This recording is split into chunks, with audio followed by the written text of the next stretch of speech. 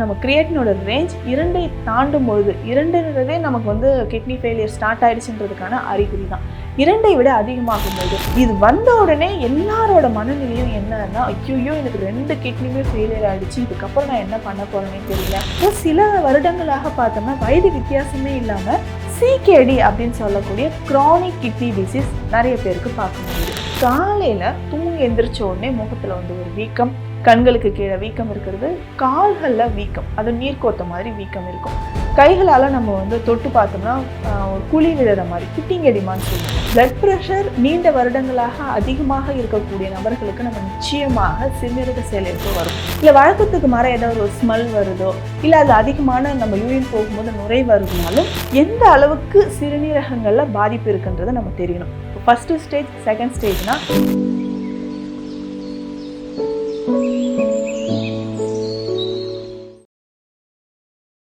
நான் உங்கள் டாக்டர் நித்யா, சித்த மருத்துவர். நம்ம உடல்லையே ரொம்ப முக்கியமான ஆர்கன்னா சிறுநீரகங்கள், கிட்னி. ஒவ்வொருத்தருக்குமே 1 பேர் ஆஃப் கிட்னி, அதாவது 2 சிறுநீரகங்கள் நமக்கு இருக்கு. நம்ம என்ன ஒரு ட்ராப் தண்ணி குடிச்சாலுமே அது உடலுக்குள்ள போயிட்டு அதை ஃபில்டர் பண்ணி வெளியேற்றக்கூடிய மிகப்பெரிய ஒரு மகத்தான வேலையை தான் சிறுநீரகங்கள் செஞ்சிட்டு இருக்கு. இது இப்போ சமீப காலமாக நிறைய பேருக்கு சிறுநீரக செயலிழப்பு, சிறுநீரகத்தில் ஏற்படக்கூடிய பாதிப்புகள் நிறைய இருக்கு. இதை பத்தி ஒரு விழிப்புணர்வு வேணுன்றதுக்காக தான் இந்த பதிவுல நான் பேசிட்டு இருக்கேன். சிறுநீரகங்களை பொறுத்த வரைக்கும் நம்ம பாடியில இருக்கக்கூடிய சாப்பிடக்கூடிய உணவுகள், ரத்தத்தில் இருக்கக்கூடிய கழிவுகள், இது எல்லாத்தையுமே ஃபில்டர் பண்ணி யூரின்ல, அதாவது சிறுநீர்ல நமக்கு வெளியேற்றம் செய்யுது. இது நமக்கு எதனால சிறுநீரகங்கள்ல பாதிப்பு ஏற்படுது? இப்போ சில வருடங்களாக பார்த்தோம்னா வயது வித்தியாசமே இல்லாம சிகேடி அப்படின்னு சொல்லக்கூடிய கிரானிக் கிட்னி டிசீஸ் நிறைய பேருக்கு பார்க்க முடியுது. கிரானிக்னா நீண்ட நாட்களாக இருக்கக்கூடிய பிரச்சனை. சரி, எனக்கு வந்து நீண்ட நாட்களாக இந்த பிரச்சனை இருக்கு, ஆனா அது எனக்கு தெரியவே இல்லை. இப்போ சமீப காலத்துல ஏதோ ஒரு டெஸ்ட் எடுத்து பார்க்கும்போது, இல்லை சில சிம்டம்ஸ் வச்சு பார்க்கும்போது தான் எனக்கு இந்த கிட்னில இவ்வளோ பெரிய பாதிப்பு இருக்குன்றதே தெரியுதுன்னு தான் நம்ம நிறைய பேர் சொல்றோம். பொதுவாக இந்த சிறுநீரக செயலிழப்பு பார்த்தோம்னா நமக்கு எந்த அறிகுறியுமே இல்லாம தான் நமக்கு வருதுன்னு சொல்லலாம். சப்போஸ் நமக்கு வந்து சிம்டம்ஸ் தெரியுதுன்னா என்னென்ன சிம்டம்ஸ் தெரியும், அதை பற்றி ஒரு அவேர்னஸ் இருக்கணும் இல்லைங்களா? இப்போ ஒரு நோய்னா ஒரு அறிகுறிகள் இருக்கணும், இதெல்லாம் வந்ததுனால எனக்கு இது வந்துச்சுன்னு சொல்லுவோம். ஆனால் இந்த சிறுநீரக செயலிழப்பு சைலண்டாக தான் கடைசி ஸ்டேஜ்லேயே நிறைய பேருக்கு தெரியுது. சிகேடி அப்படின்னு சொல்கிற இந்த கண்டிஷன் 1, 2, 3, 4, 5 5th ஸ்டேஜ் வரைக்கும் இருக்குன்னு சொல்லலாம். இப்போ நிறைய பேருக்கு நம்ம டெஸ்ட் பண்ணி பார்க்கும்போது 4th ஸ்டேஜ், 5th ஸ்டேஜ் அப்படின்னு தான் எடுத்த உடனே இந்த ரிப்போர்ட்லேயே வரதை நம்ம பார்க்க முடியுது. இதில் சிம்டம்ஸ் அப்படின்னு சொல்லும்போது காலையில் தூங்கி எந்திரிச்ச உடனே முகத்தில் வந்து ஒரு வீக்கம், கண்களுக்கு கீழே வீக்கம் இருக்கிறது, கால்களில் வீக்கம், அது நீர்க்கோத்த மாதிரி வீக்கம் இருக்கும்.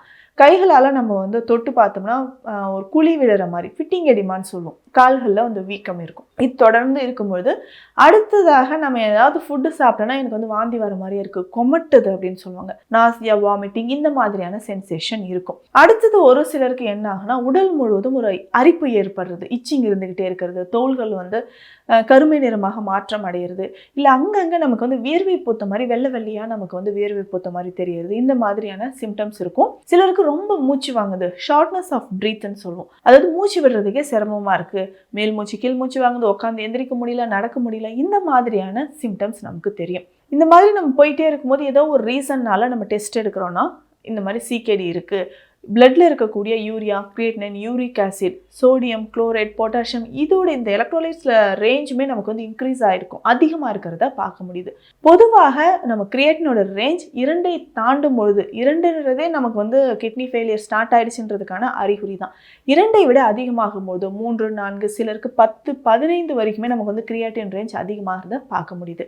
இது வந்த உடனே எல்லாரோட மனநிலையும் என்னன்னா, ஐயோ எனக்கு 2 கிட்னியுமே ஃபெயிலியர் ஆயிடுச்சு, இதுக்கப்புறம் நான் என்ன பண்ண போறேனே தெரியல, இது கியூர் பண்ணவே முடியாது, அவ்வளோதான், கிட்னி போனதுதான், இம்மிடியேட்டா நான் இதற்கான சொல்யூஷன் வேற என்ன பண்ணலான்ற ஒரு பய உணர்வுக்கு தான் தள்ளப்படுறாங்க. இதற்கு முக்கியமா என்ன பண்ணனா உணவு முறையில் மாற்றங்களை நிச்சயமாக கொண்டு வரணும். அடுத்தது இதற்கு தகுந்த சரியான சித்த மருந்துகளை நம்ம எடுக்கணும். முதல்ல உணவு முறைன்னு சொல்லும்போது அதிகமாக நம்ம எடுக்கக்கூடிய உப்பை வந்து குறைச்சி தான் சாப்பிடணும். பொதுவாக இந்த சிகேடிக்கு முக்கியமான காரணம் என்னன்னு பார்த்தோம்னா high blood pressure. Blood pressure நீண்ட வருடங்களாக அதிகமாக இருக்கக்கூடிய நபர்களுக்கு நம்ம நிச்சயமாக சிறுநீரக செயலிழப்பு வரும். ஸோ ஒவ்வொரு வருடமே இப்போ 5 வருடத்துக்கு மேலே எனக்கு வந்து பிளட் ப்ரெஷர் இருக்குது, அதற்கான மருந்துகள் மாத்திரைகள் நான் சாப்பிட்டுட்டு இருக்கேன்னு சொல்கிறவங்க நிச்சயமாக வருடத்துக்கு ஒரு முறை சிறுநீரகத்தோட செயல்பாடு எப்படி இருக்குது ஃபுல் பாடி செக்அப் பண்ணுறது ரொம்ப ரொம்ப முக்கியமான ஒரு விஷயம். இருதயம் சார்ந்து வரக்கூடிய பிரச்சனைகள் கார்டியாக் இஷ்யூஸ் வர்றதுக்கும் வாய்ப்புகள் இருக்குது. எல்லாருக்குமே சொல்லக்கூடிய ஒரு கைண்ட் அட்வைஸ் என்னன்னா, ஆரம்பத்திலேயே நமக்கு வந்து பிளட் ப்ரெஷர் இருக்குது இல்லை டயபெட்டிஸ் பார்டர் லைனில் இருக்குன்னா தயவு செய்து அது உடற்பயிற்சி மூலமோ உணவு முறைகள் இயற்கையான சித்த மருந்துகள் மூலம் அது ஆரம்பத்திலேயே நம்ம சரி பண்ணுறது ரொம்ப அவசியமான ஒன்று. இல்லை இதற்கான மருந்துகள் நான் எடுத்துக்கிறேன், நாளடைவில் நான் வந்து சுகர் இருக்குன்னா இன்சுலின் போட்டுக்கிறேன், சின்ன வயசுலேயே நம்ம வந்து ஒரு 20+, 30+ இந்த ஏஜ்லேயே நம்ம வந்து அதுக்கான மெடிசன் எடுக்கும்போது ஒரு 10 வருடங்கள் கழித்து இந்த மாதிரி இருதயமோ இல்லை சிறுநீரகங்கள் சார்ந்த பிரச்சனைகளோ நிச்சயமாக ஏற்படுதுன்னு சொல்லலாம். இப்போ எனக்கு கிரியேட்டினின் யூரியா அதிகமாக இருக்குது, இதற்கான தீர்வு என்னன்னா ஒன்லி டயாலிசிஸ் தான் நான் பண்ணணுமா அப்படின்னு அடுத்த நிலை.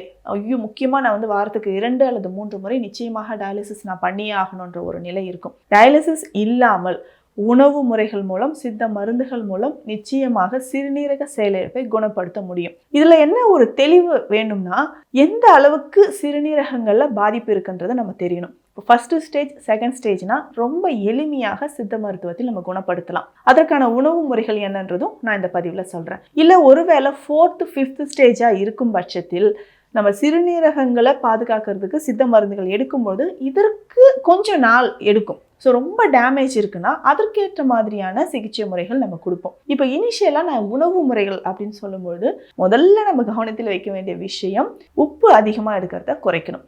இந்த சிறுநீரகத்தால் பாதிக்கப்பட்ட நோயாளிகள் ஒரு நாளைக்கு 2 கிராம் அளவுக்கு தான் உப்பை எடுக்கணும். உப்பே இல்லாமல் நான் உணவு சாப்பிட்டா கூட பரவாயில்லை. அடுத்தது எண்ணெய் அதிகமாக எடுக்கக்கூடாது. கீரை வகைகளை நம்ம அவாய்ட் பண்ணணும். அடுத்ததாக அசைவ உணவுகள், நான்வெஜ் இதை வந்து கொஞ்ச நாளைக்கு தவிர்க்கணும். சிலர் கேட்பாங்க, மேம் நான் வந்து ஃபிஷ் மட்டும் ஒரு நாளைக்கு வாரத்தில் எடுத்துக்கலாமா, இல்லை சிக்கன் மட்டும் கொஞ்சம் எடுத்துக்கலாமா, இல்லை எக் எடுத்துக்கலாமா? முட்டை எடுக்கணும்னு நினைக்கிறவங்க வாரத்துக்கு 2 நாள் முட்டையோட வெள்ளைக்கரு மட்டும் எடுத்துக்கலாம். இல்லை எப்போவாவது நான் வந்து சிக்கன் எடுத்துக்கணும்னு நினைக்கிறவங்க வாரத்துக்கு 1 நாள் இல்லை 2 இல்லை 3 பீஸ் அளவுக்கு சிக்கனை எடுத்துக்கலாம். இது இவ்வளோதான் நம்ம இப்போதைக்கு சொல்ல முடியும். ஆனால் அதுக்கு அடுத்து ஒவ்வொருத்தருக்குமே இருக்கக்கூடிய அறிகுறிகள், கிட்னியோட டேமேஜ் சொல்லுவாங்க, EGFR குளோமருலர் ஃபில்ட்ரேஷன் ரேட் சொல்லுவாங்க. இது எந்த அளவுக்கு இருக்குன்றதை பொறுத்து தான் நம்ம எந்த அளவுக்கு நம்ம டயட் ஃபாலோ பண்ண போகிறோம், மெடிசன் ஃபாலோ பண்ண போகிறோம் அப்படின்றத தீர்மானிக்க முடியும். அடுத்தது இதற்கான அடுத்த முக்கியமான உணவு முறைகள் அப்படின்னு பார்த்தோம்னா, பால் சார்ந்த பொருட்களை நிச்சயமாக தவிர்க்கணும். நீர்ச்சத்து இருக்கக்கூடிய காய்கறிகளை அதிகமாக எடுத்துக்கணும். இதில் முக்கியமாக வெள்ளை பூசணி பயன்படுது. தினமுமே நான் சொல்லக்கூடிய டயட் என்னென்னா, நிச்சயமாக தினமும் வெள்ளை பூசணிக்காவை வேக வைத்து அப்படியே சாப்பிடுங்க. ஜூஸ் மாதிரி சிலர் எடுத்து குடிப்பாங்க, அப்படி எடுக்கக்கூடாது. ஏன்னா எந்த ஒரு பழமாக இருந்தாலும் வந்து ஆல்ரெடி சிறுநீரகங்கள் பாதிக்கப்பட்டிருக்கிறதுனால தண்ணீர் நம்ம கம்மியாக தான் குடிக்க போகிறோம். இதில் ஜூஸஸ் நம்ம எடுக்க என்னாங்கன்னா சிறுநீரகங்களுக்கு அதிகமான ஒரு பனிச்சுமையை நம்ம கொடுக்குற மாதிரி இருக்கும். ஸோ கிட்னி ஃப்ரெண்ட்லி டயட் அப்படின்னு சொல்கிறோம். கிட்னிக்கு வந்து ரெஸ்ட் கொடுக்குற மாதிரி இருக்கணும், அது ஹீல் ஆகிற மாதிரியான டயட்டும் நம்ம எடுத்துக்கணும். ஸோ அதே மாதிரி அதற்கான ஒவ்வொருத்தரும் எந்த அளவுக்கு தண்ணீர் குடிக்கணும், எந்த அளவு மருந்துகள் எடுக்கணுன்றதும் நம்ம தெளிவாக சொல்லிடுவோம். இதற்கு ஏற்ற மாதிரி மருந்துகள் எடுக்க தான் நமக்கு அந்த செயலிழந்த கிட்னி, அது உள்ளே இருக்கக்கூடிய நெஃப்ரான்ஸ் எல்லாமே நமக்கு ஆக்டிவேட் ஆக ஆரம்பிக்கும். அதே சமயம் ஹை பிளட் ப்ரெஷர் இருந்தாலும் இல்லை சுகர் லெவல் அதிகமாக இருந்தாலும் அதற்கான சிகிச்சைகளும் இங்கே நம்ம கொடுத்துட்ருக்கோம். ஸோ இது எல்லாமே கம்பைன் பண்ணி எடுக்கும்பொழுது தான் இந்த செயலிழந்த சிறுநீரகங்கள் அப்படின்றது கிரியேட்டின் லெவல் ஒவ்வொரு மந்த்தும் நமக்கு ஒவ்வொரு பாயிண்ட்டாவோ இல்லை அதிகமாகவோ நமக்கு குறைஞ்சிக்கிட்டே வரதை நம்ம கண் கூட பார்க்க முடியும். இதில் முக்கியமான பங்கு என்னென்னா இந்த மாதிரி டயட். நிறைய பேர் இந்த டயட்னு சொன்னோன்னு ஐயோ உப்பு இல்லாமல் நான் எப்படி சாப்பிடுவேன், நான்வெஜ் இல்லாமல் என்னால் இருக்க முடியாது அப்படின்னு சொல்லுவாங்க. ஆனால் இதை நம்ம கொஞ்ச நாளுக்கு ஒரு 2-3 மாதங்கள் ஃபாலோ பண்ணிட்டோம்னா பின்னாடி பெரிய விளைவுகள் ஏற்படாமல் நம்ம தவிர்க்க முடியும். ஒவ்வொரு முறை சிறுநீர் போகும்போதும் நம்ம பார்க்கணும். ஸோ சிறுநீரோட கலர் எந்த மாதிரி இருக்குது, நார்மலாக பேல் எல்லோவாக இருக்கணும், லைட்டாக பழுப்பு நிறத்தில் இருக்கணும். இல்லை இது ஆரஞ்சு கலர்லேயோ இல்லை அளவுக்கு அதிகமான இளஞ்சிவப்பு நிறத்தில் இருந்துச்சுன்னா நிச்சயமாக சிறுநீரகங்கள் ஏதோ ஒரு பாதிப்பு இருக்குன்றது நம்ம தெரிஞ்சுக்கணும். இல்லை வழக்கத்துக்கு மாற ஏதோ ஒரு ஸ்மெல் வருதோ இல்லை அதில் அதிகமான நம்ம யூரின் போகும்போது நுரை வருதுனாலும் சிறுநீரகத்தில் பாதிப்பு இருக்குன்றதை நம்ம தெரிஞ்சுட்டு உடனடியாக டெஸ்ட் எடுத்து பார்க்கணும். அதே மாதிரி இந்த டயட்டில் நான் சொன்ன இன்னொரு முக்கியமான விஷயம், உணவில் இஞ்சி, மிளகு, சீரகம், பூண்டு, மஞ்சள் எந்த உணவு எடுத்தாலும் இது 5ம் இருக்கிற மாதிரி நம்ம பார்த்துக்கணும். இது 5ம் சேர்த்து தான் இப்போ ஒரு கஞ்சி சாப்பிட்றேன், இல்லை நான் ஒரு கூட்டு சாப்பிட்றேன், இல்லை சிறுபருப்பு போட்டு நான் கடையல் மாதிரி எடுத்துக்கிறேன்னா இது 5மே எல்லா உணவிலும் நம்ம இருக்கிற மாதிரி பார்த்துக்கணும். இஞ்சி ஒத்தரம் வந்து தினமும் கொடுத்துட்டு வரோம். இஞ்சி ஒத்தரம்னா முதுகு பகுதியில் கிட்னி லொக்கேட் ஆகிருக்கக்கூடிய இடத்துல இஞ்சியை தண்ணியில் போட்டு நல்லா கொதிக்க வச்சு இது கூட சில மூலிகை மருந்துகளும் நம்ம கொடுக்குறோம். அதை வெந்நீரில் கலந்து முதுகில் 10 போட்டுட்டு ஒரு 1/2 hour இல்லை 1 மணி நேரம் கழித்து இந்த இஞ்சி நல்லா கொதிக்க வச்ச தண்ணியை நம்ம முதுகு பகுதியில் ஒற்றடம் கொடுக்கும்போது செயலிழந்த கிட்னி, அதாவது கிட்னி ஃபெயிலியர் ஆகிருக்கு, சுருக்கம் இருக்குன்னா அது நாளடைவில் கொஞ்சம் கொஞ்சமாக நமக்கு வந்து நார்மல் ஸ்டேஜ்க்கு வர ஆரம்பிக்கும். இன்னும் முக்கியமான ஒரு விஷயம் என்னென்னா, சிறுநீரக பாதிப்பு இருக்குன்னா நம்ம காலையிலையோ இல்லை மற்ற டைமில் யூரின் போகும்போது சிறுநீரில் வந்து நுரை வர ஆரம்பிக்கும். ஸோ நுரை வருதுன்னா இம்மிடியட்டாக அது என்ன அப்படின்றத நம்ம டெஸ்ட் பண்ணி பார்க்கணும்.